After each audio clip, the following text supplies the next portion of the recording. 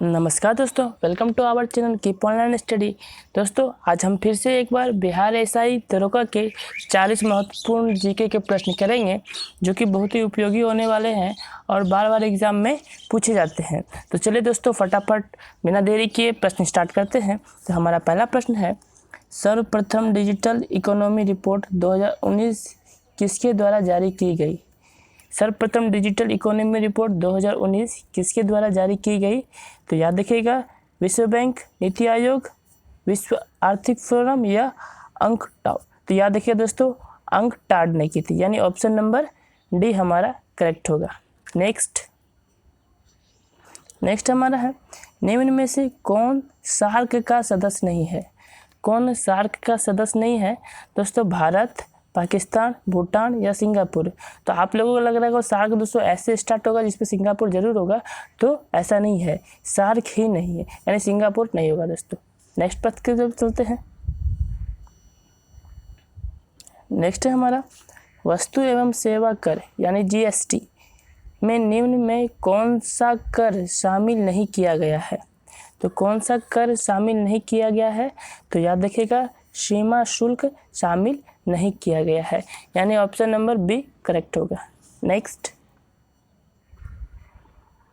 है हमारा, संसद को 2 या अधिक राज्यों के लिए एक ही उच्च न्यायालय स्थापित करने का अधिकार किस अनुच्छेद में वर्णित है? काफ़ी इम्पोर्टेंट प्रश्न है, तो याद रखिएगा किस अनुच्छेद में है? तो अनुच्छेद 231 में है। आर्टिकल 231 में संसद को 2 या 2 से अधिक राज्यों के लिए एक ही हाई कोर्ट बनाने का अधिकार है। नेक्स्ट है हमारा, लोकायत दर्शन किसे कहा जाता है? लोकायत दर्शन किसे कहा जाता है? तो याद रखिएगा, चार्वाक को कहा जाता है। नेक्स्ट, हमारे देश के प्रथम लोकपाल कौन है? हमारे देश के प्रथम लोकपाल कौन है? तो याद रखिएगा, न्यायाधीश पिनाकी चंद्र घोष है, यानी ऑप्शन नंबर बी करेक्ट होगा। दोस्तों, यहाँ पे 40 मोस्ट इंपॉर्टेंट प्रश्न करेंगे जो कि बहुत ही उपयोगी वाले। दोस्तों, यदि अभी तक आपको वीडियो अच्छी लगी तो लाइक ज़रूर करें, जिससे कि हमें मोटिवेशन मिलती रहे। नेक्स्ट प्रश्न की तरफ चलते हैं। नेक्स्ट है हमारा जो 7वां प्रश्न है दोस्तों, केंद्र शासित प्रदेश लद्दाख का प्रथम लेफ्टिनेंट गवर्नर किसे नियुक्त किया गया है? केंद्र शासित प्रदेश लद्दाख का प्रथम लेफ्टिनेंट गवर्नर किसे नियुक्त किया गया है? तो आप सभी को बताना है। तो दोस्तों याद रखिएगा, राधा कृष्ण माथुर को किया गया है, राधा कृष्ण माथुर। नेक्स्ट है हमारा, एक अंतर्राज्यीय परिषद की स्थापना की जा सकती है। एक अंतर्राज्य परिषद की स्थापना की जा सकती है किसके द्वारा दोस्तों? संसद द्वारा, राष्ट्रपति द्वारा, राष्ट्रीय विकास परिषद द्वारा या क्षेत्रीय परिषद द्वारा? तो राष्ट्रपति द्वारा की जा सकती है। नेक्स्ट है हमारा, भारतीय संविधान का कौन सा अनुच्छेद समाचार पत्रों की स्वतंत्रता का प्रावधान करता है? तो कौन सा अनुच्छेद करता है दोस्तों? तो याद रखिएगा, अनुच्छेद 19 को या 19 को भी लिख सकते हैं दोस्तों और ए भी। तो याद रखिएगा, अनुच्छेद 19A भारतीय संविधान का समाचार पत्रों का स्वतंत्रता का प्रावधान करता है। नेक्स्ट हमारा 10वां प्रश्न है दोस्तों कि राफेल की ताकत हासिल करने वाला भारत विश्व का कौन सा देश बन गया है? तो भारत विश्व का कौन सा देश बन गया है? तो याद रखिएगा, चौथा देश बन गया है जिसके पास राफेल की ताकत है। नेक्स्ट है हमारा, निम्न में से कौन जैव उर्वरक के रूप में उपयोग होता है? कौन होता है दोस्तों? तो याद रखिएगा, उपर्युक्त सभी, राइबोजियम, नीलहरित शैवाल, एजोला, यानी हम कह सकते हैं सभी। ऑप्शन नंबर डी करेक्ट होगा। नेक्स्ट है हमारा कि पिकोनोमीटर नामक उपकरण का उपयोग किसे मापने के लिए किया जाता है?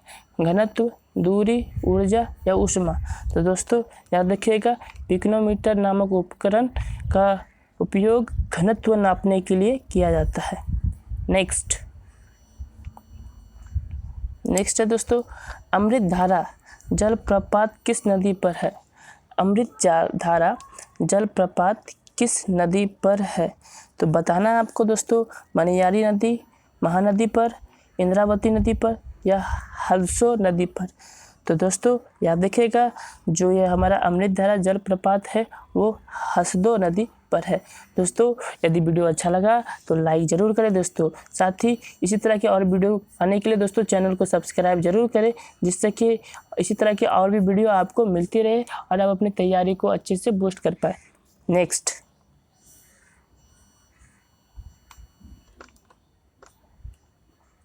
दोस्तों, उत्तल दर्पण बन सकते हैं। हाँ दोस्तों, उत्तल दर्पण बन सकते हैं। किससे बन सकते हैं दोस्तों? तो आप सभी को बताना है, उत्तल दर्पण बन सकते हैं। तो दोस्तों उत्तल दर्पण द्वारा बन सकते हैं, क्या बन सकते हैं? केवल आभासी प्रतिबिंब उत्तल दर्पण द्वारा बन सकते हैं। नेक्स्ट है दोस्तों, विद्युत धारा उत्पन्न करने की युक्ति को क्या कहते हैं? विद्युत धारा उत्पन्न करने की युक्ति को क्या कहते हैं? एमीटर, गैल्वेनोमीटर, जनित्र या मीटर? तो हम इसको विद्युत जनित्र भी बोलते हैं, यानी ऑप्शन नंबर सी करेक्ट होगा। नेक्स्ट दोस्तों, निम्न में से कौन सा प्राकृतिक बहुलक है? प्राकृतिक बहुलक है कौन सा है दोस्तों? बताना है, बेकेलाइट, सेल्यूलोज, पीवीसी या नायलॉन? तो आप सभी को बताना है दोस्तों। तो याद रखिएगा, सेल्यूलोज हमारा प्राकृतिक बहुलक है, बाकी बेकेलाइट, पीवीसी और नायलॉन यह दोस्तों ये मानव निर्मित है। नेक्स्ट है दोस्तों, 1816 में सुगौली की संधि अंग्रेज एवं किसके बीच हस्ताक्षरित हुई थी? तो किसके बीच हस्ताक्षरित हुई थी दोस्तों? बताना है आप इसको। तो आप सभी का आंसर क्या होगा दोस्तों? गोरखा के बीच हुई थी, अंग्रेज एवं गोरखा के बीच हुई थी। नेक्स्ट है दोस्तों, कलकत्ता अधिवेशन 1906 में कांग्रेस का लक्ष्य घोषित किया। कलकत्ता अधिवेशन 1906 में कांग्रेस का लक्ष्य घोषित किया, किसने किया था दोस्तों? तो याद रखिएगा, स्वराज प्राप्ति का लक्ष्य घोषित किया, यानी ऑप्शन नंबर ए करेक्ट होगा। नेक्स्ट है हमारा दोस्तों, नेक्स्ट है, इंटरनेट को नागरिक का मौलिक अधिकार घोषित करने वाला भारत का पहला राज्य कौन सा है? इंटरनेट को नागरिक का मौलिक अधिकार घोषित करने वाला भारत का पहला राज्य कौन बना दोस्तों? तो याद देखिए, केरल बना। और केरल में हम एक बात और जानते हैं दोस्तों कि सबसे ज़्यादा वहाँ साक्षरता प्रतिशत है। नेक्स्ट दोस्तों, जो हमारा 20वां प्रश्न है, यानी आधे प्रश्न की तरफ हम आ चुके हैं दोस्तों। संविधान के किस अनुच्छेद में राज्य के महाधिवक्ता संबंधी प्रावधान किया गया है? संविधान के किस अनुच्छेद में राज्य के महाधिवक्ता संबंधी प्रावधान किया गया है? तो क्या है दोस्तों? तो याद रखिएगा, अनुच्छेद 165 में ये बात बताई गई है। दोस्तों यदि आप किसी भी एग्ज़ाम की तैयारी कर रहे हैं तो उसका प्रीवियस ईयर पेपर ज़रूर सॉल्व करें। और मैं आपको बता दूं दोस्तों कि हमारे इस चैनल पे आपको प्रीवियस ईयर पेपर का सॉल्यूशन मिल जाएगा, जो कि पिछले साल एग्ज़ाम में आए हुए थे, उसका पूरा सॉल्यूशन मैंने करवाया हुआ है। तो आप जाके वीडियो ज़रूर देखें, जिससे कि आप अपने एग्ज़ाम की तैयारी को अच्छे से बूस्ट कर सकें। नेक्स्ट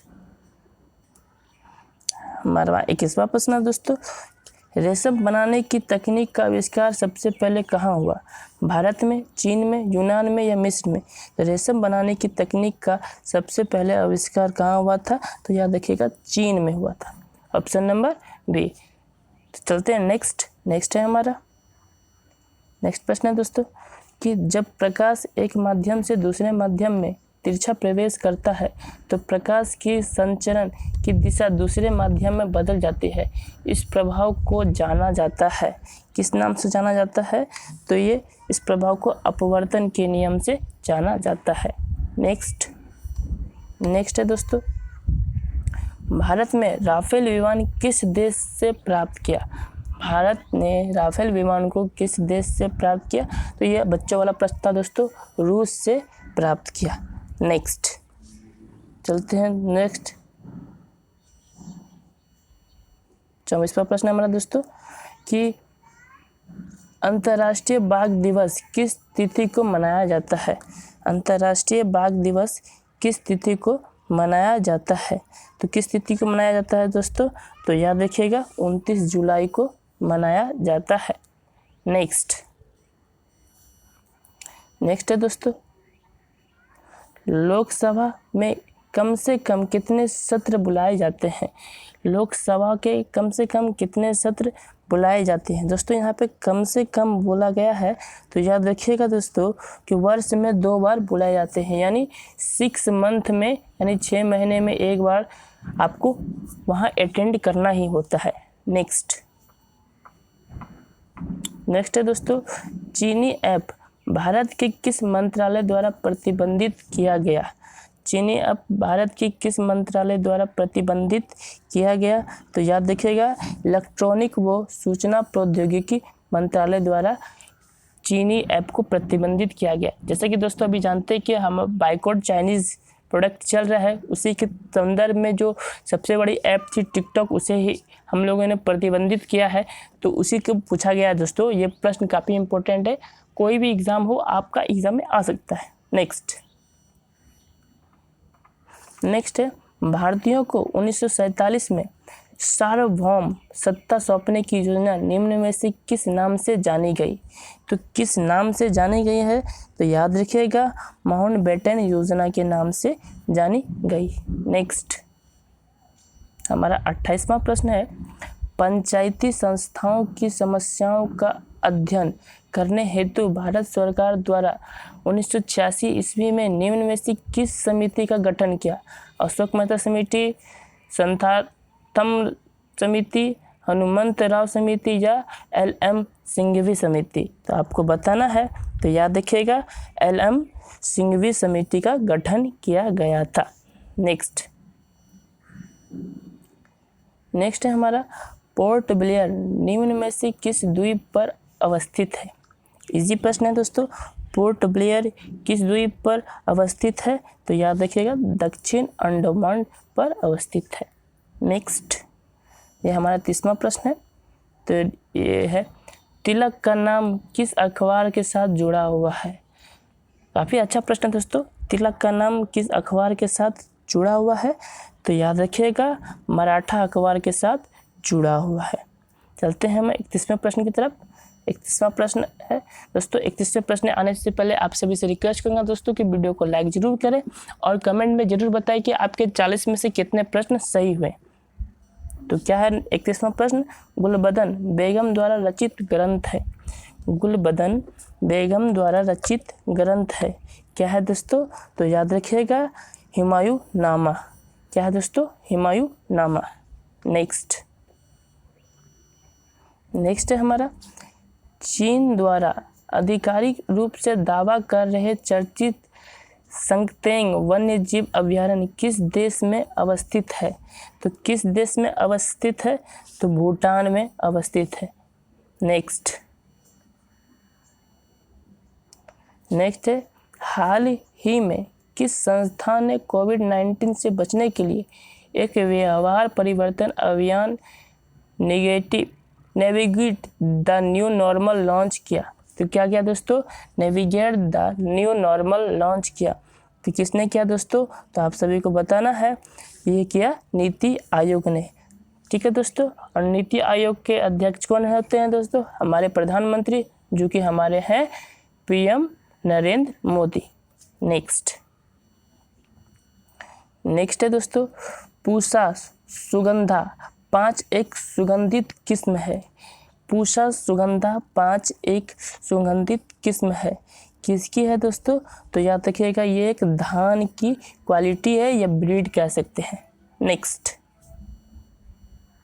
35वां प्रश्न है दोस्तों, एरोपोनिक्स एक विधि है। एरोपोनिक्स एक विधि है, क्या है दोस्तों? एरोपोनिक्स एक विधि है, तो ये पौधों को हवा में उगाने की एक विधि है जिसे हम एरोपोनिक्स कहते हैं।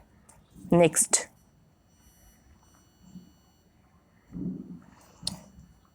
1976 में अलीवर्दी खां की मृत्यु के बाद बंगाल का नवाब कौन बना? काफ़ी इजी प्रश्न है। 1976 में अलीवर्दी खां की मृत्यु के बाद बंगाल का नवाब सिराजुद्दौला बना। नेक्स्ट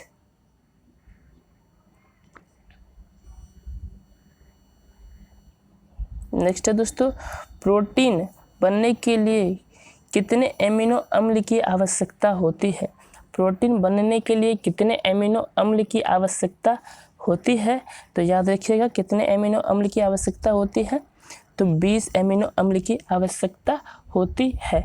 दोस्तों इस पर मिनी टेस्ट भी चलता है जो कि 25-25 क्वेश्चंस का होता है। तो आप यदि जल्दी में अपने स्कोर को चेक करना चाहते हैं कि आपकी तैयारी कैसी है तो मिनी टेस्ट को ज़रूर लगाएं। ज़्यादा से ज़्यादा 7 से 8 मिनट लगेगा दोस्तों, जिसमें कि आपके 25 क्वेश्चन की तैयारी हो जाएगी। तो आप उसे ज़रूर दें। इसी वीडियो के डिस्क्रिप्शन में मैं लिंक दे दूँगा, वहाँ से आप देख सकते हैं, या फिर चैनल को सब्सक्राइब कर लें, उसमें आपको पल पल की नोटिफिकेशन मिलती रहेगी।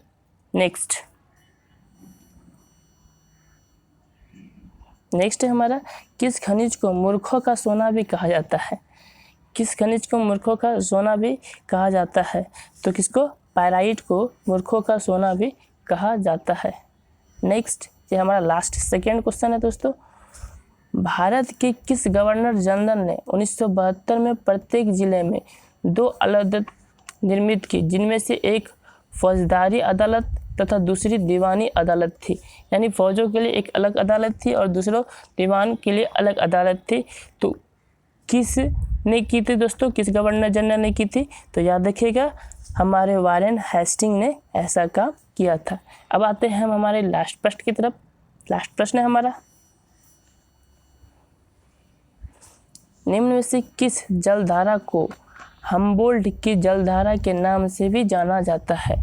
किस जलधारा को हम्बोल्ट की जलधारा के नाम से भी जाना जाता है? तो याद रखिएगा दोस्तों, किसको? पेरू की धारा को। ये हमारे थे 40 महत्वपूर्ण प्रश्न जो कि आपसे भी बता दिए।